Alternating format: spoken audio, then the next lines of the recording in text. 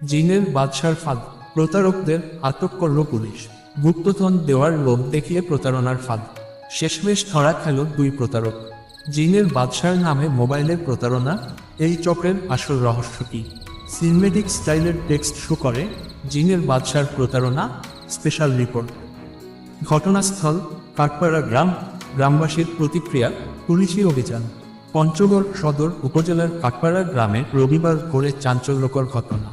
জিনের মাধ্যমে গুপ্তধন ও স্বর্ণালঙ্কার দেওয়ার লোভ দেখিয়ে প্রতারণা করতে গিয়ে দুই ব্যক্তি ধরা পড়ল গ্রামবাসীর হাতে। প্রতারকদের আটকের দৃশ্য, গ্রামবাসীর প্রতিক্রিয়া, ঘটনাস্থল দেখানো হয়। প্রতারকদের কৌশল, গ্রাফিক্যাল ব্যাখ্যা ও ভয়ে জবাব। এভাবেই দীর্ঘদিন ধরে প্রতারণা চালিয়ে আসছিল এক চক্র। মোবাইল ফোনে গভীর রাতে কল দিয়ে নিজেদের জিনের বাদশা পরিচয় দিত তারা। বিভিন্ন মিথ্যা গল্প শুনিয়ে সাধারণ মানুষকে ভয় দেখিয়ে হাতিয়ে নিত টাকা। ফোনের মাধ্যমে প্রতারণার চিত্র, জিনের বাদশার ভয়েস এফেক্ট, টাকা আদায়ের মেকানিজম দেখানো হয়। প্রতারকদের আটকের মুহূর্ত, গ্রামবাসীর সাক্ষাৎকার প্লাস পুলিশের বক্তব্য। বাচু মিয়া ও মোহাম্মদ সাইদুল ইসলাম নামে দুই প্রতারক আব্দুর রহমান নামের এক ব্যক্তির কাছ থেকে 2 লক্ষ টাকা দাবি করে।